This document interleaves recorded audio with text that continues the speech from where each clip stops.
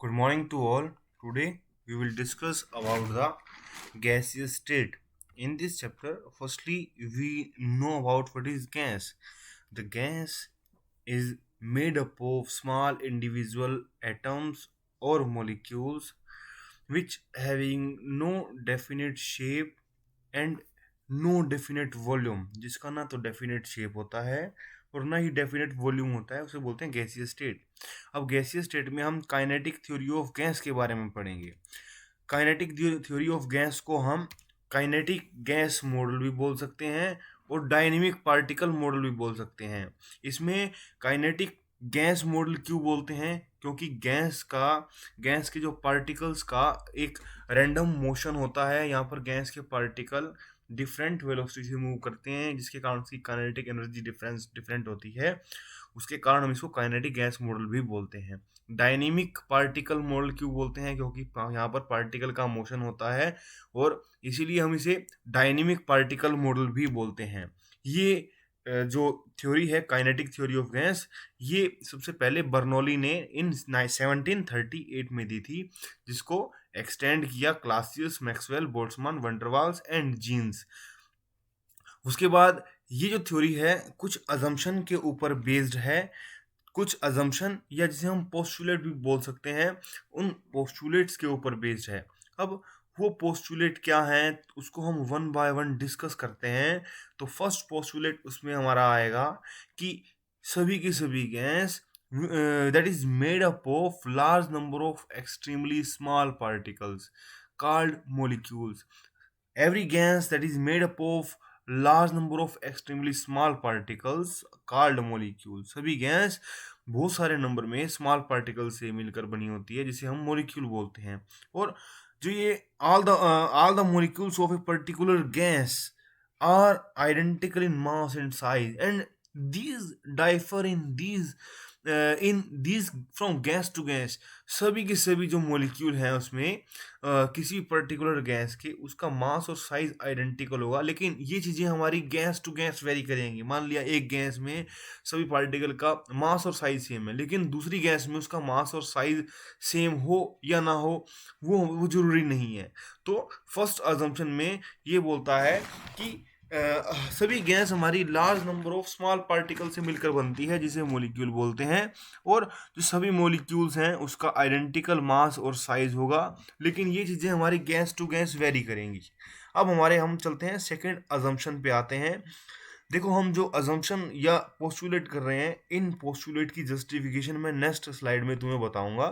फिलहाल एक बार हम सभी के सभी पोस्टुलेट या इसकी अजम्पशन के बारे में कर रहे हैं। तो सेकंड पॉइंट, इसका सेकंड पोस्टुलेट क्या है कि molecule of gas they are separated from each other by large distance.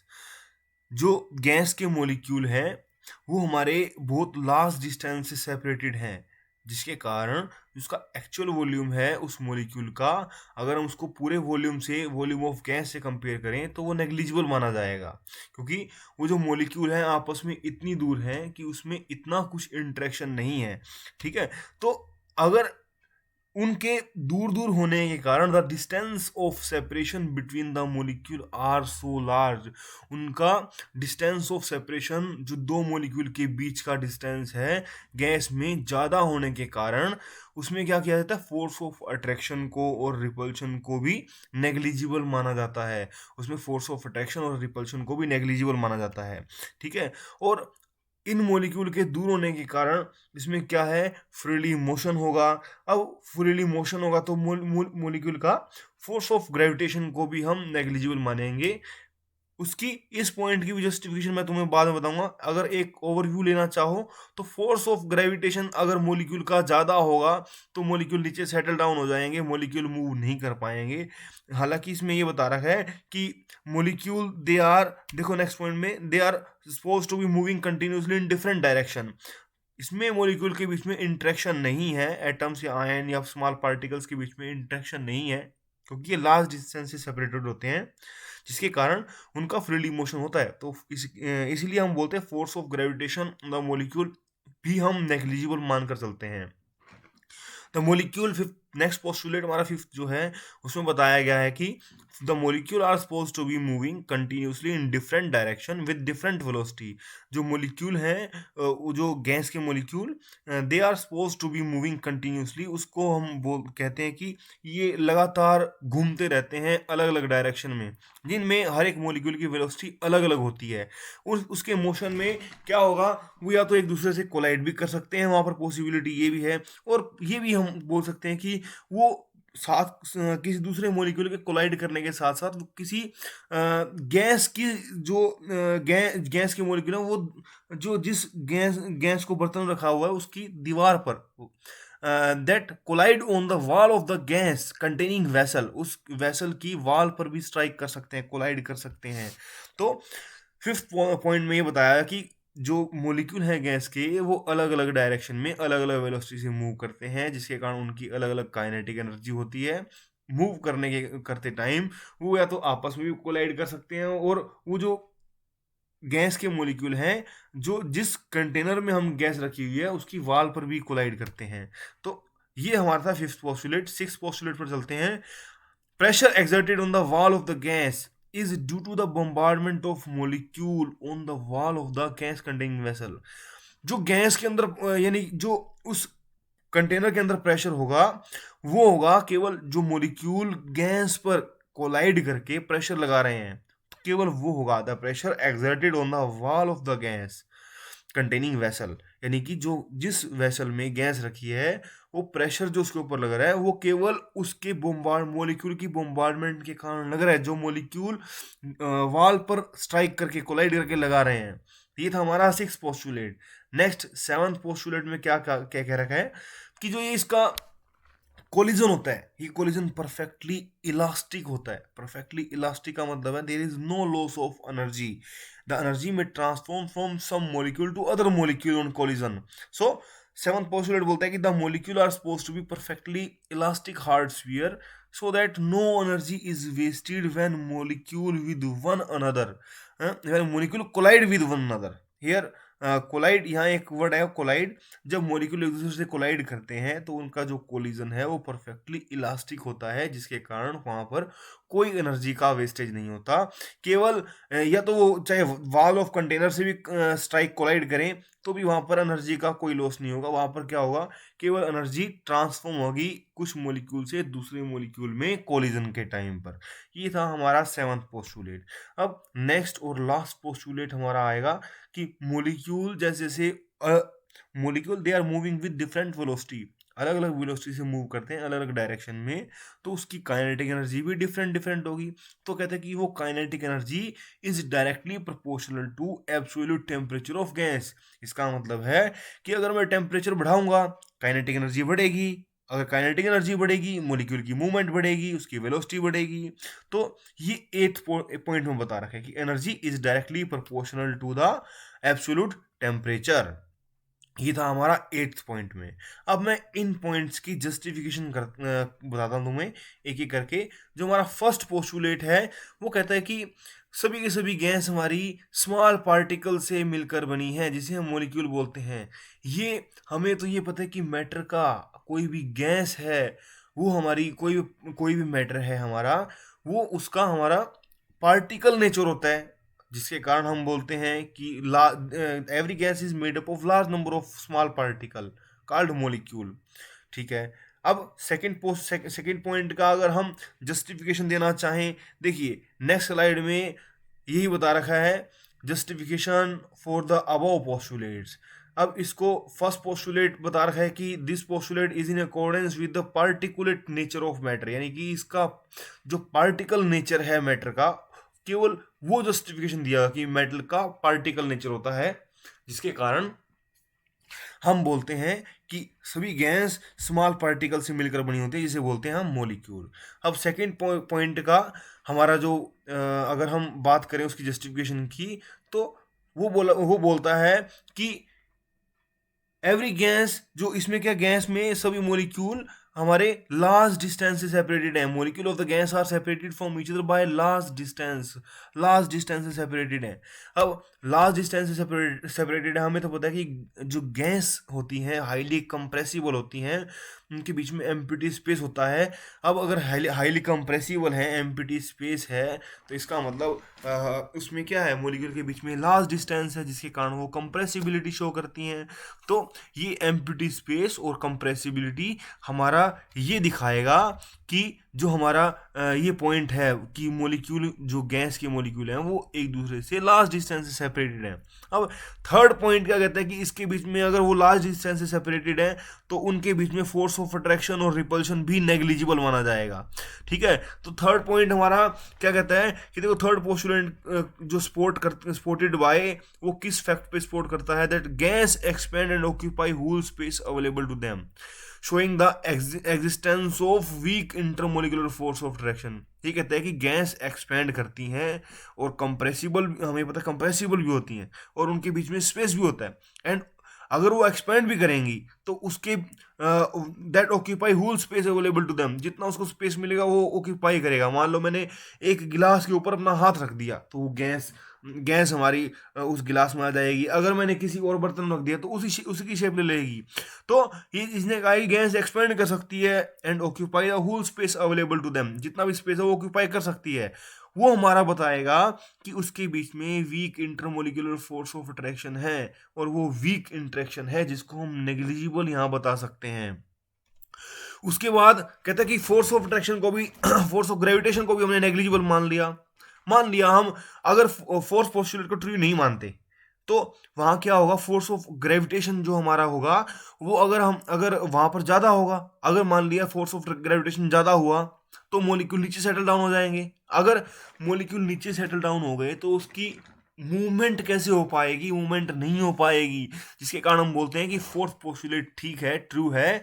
ताकि हाँ, अगर हम फोर्स ऑफ ग्रेविटेशन को हम नेग्लिजिबल मानते हैं तो मॉलिक्यूल यहाँ वहाँ डिफरेंट डायरेक्शन में डिफरेंट वेलोसिटी से मूव कर सकते हैं। इसके बाद अगर हम फिफ्थ पॉइंट पे बात करते हैं, फिफ्थ पॉइंट कहता है कि फिफ्थ पोस्टुलेट भी हमारा ट्रू है।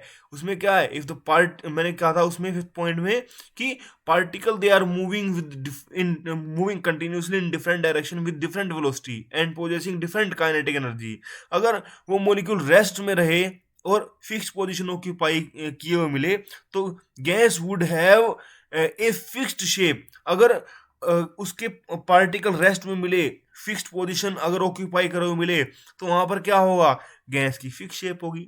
लेकिन यहां पर तो गैस की डेफिनेशन में बताया हुआ है कि gas having no fixed shape and no fixed volume, उसका ना तो फिक्स शेप होती ना फिक्स वॉल्यूम होता। इसका मतलब फिफ्थ पोस्टुलेट जो हमारा है कि the particle of the gas are continuously moving in different direction with different velocity having different kinetic energy, तो ये भी हमारा ट्रू है। आगे नेक्स्ट पॉइंट पे चलते हैं। कहते हैं कि postulate 6 follows from the fact that if molecules are moving in all direction in straight line, they hit the wall of the container of the wall of the vessel and hence exert pressure। अगर वो उसकी वाल पर strike करेगा तो pressure लगाएगा। जैसे अगर हम इसका एक एग्जांपल लेना चाहें, जैसे अगर साइकिल ट्यूब में अगर हवा भरते हैं तो उसके पार्टिकल उसके अंदर जाकर स्ट्राइक करते हैं, दीवार पर स्ट्राइक करते हैं। स्ट्राइक करने के कारण वो जो उसका टायर है वो फूलने लग जाता है। ठीक है, when more and more air is pumped into it, जब हवा भरते हैं। या अगर हम रबड़ बैलून की बात करें, जैसे अगर हम उसके अंदर हवा भरेंगे तो वो भी हमारा गुब्बारा फूलने लग जाएगा। इसका मतलब हम उसके वो जो पार्टिकल है उसके अंदर गैस के, वो क्या कर रहे हैं, उसकी वाल पर प्रेशर लगा रहे हैं। तो 6 पॉइंट हमारा ये था कि जो भी हमारे गैस के मॉलिक्यूल उसकी वाल पर कोलाइड करेंगे, जो कंटेनर की वाल पर कोलाइड करेंगे, जो प्रेशर वो लगाएंगे वो प्रेशर उन मॉलिक्यूल के कारण होगा। तो ये हमारा पॉइंट भी बिल्कुल ट्रू है। ठीक है, अब नेक्स्ट पॉइंट चलते हैं पोस्टुलेट 7 पर। कहते हैं कि 7 पोस्टुलेट भी ट्रू है। क्यों? Because if there were force of friction among the colliding molecule, अगर वहां पर फोर्स ऑफ फ्रिक्शन होगा कोलाइडिंग मॉलिक्यूल के बीच में, they would have slow down during every collision. अगर वहां पर क्या होगा, कुछ ना कुछ लॉस होगा तो वहां पर हर एक कोलिजन में क्या होगा, वहां पर एनर्जी का कुछ वेस्टेज होगा। एनर्जी अगर मान लो परफेक्टली इन इलास्टिक कोलिजन हो रहा है, इसका मतलब एनर्जी वेस्टेज हो रही है, एनर्जी का कुछ ना कुछ लॉस हो रहा है। अगर एनर्जी का लॉस हो रहा है वहां पर, तो इसका मतलब एनर्जी का लॉस होने के कारण उसकी एनर्जी कम हो जाएगी, वेलोसिटी कम हो जाएगी। तो उसका मोशन स्लो डाउन होता जाएगा, उसका कोलिजन हमारा कम होता जाएगा। अगर कोलिजन कम हो गया तो मोलिक्यूल रेस्ट में आ जाएंगे, सेटल डाउन हो जाएंगे। लेकिन मैंने तुम्हें कहा था कि अगर वो सेटल डाउन हो गए तो फोर्स ऑफ ग्रेविटेशन ज्यादा होगा, लेकिन ऐसा हो नहीं सकता क्योंकि गैस के मोलिक्यूल हमारे यहाँ वहाँ काफी हाई स्पीड से मूव कर रहे हैं, having different velocity in different direction and possessing different kinetic energy. जिसके कारण क्या होगा, अगर और दूसरी वर्ड में बात करें तो pressure of the gas should be keep on decreasing. और वहां पर क्या होगा, अगर मॉलिक्यूल रेस्ट में आ गए तो प्रेशर भी हमारा डिक्रीज होने लग जाएगा। अगर डिक्रीज होने लग जाएगा तो अल्टीमेटली रेड्यूस टू जीरो, वहां पर जीरो प्रेशर हो जाएगा। अगर जीरो हुआ तो जो ये रबड़ का जो बैलून है इसका फूलना और साइकिल के ट्यूब में हवा भरना ऐसा नहीं हो पाएगा, जिसके कारण हम बोलते हैं कि पोस्टुलेट 7 भी बिल्कुल सही है।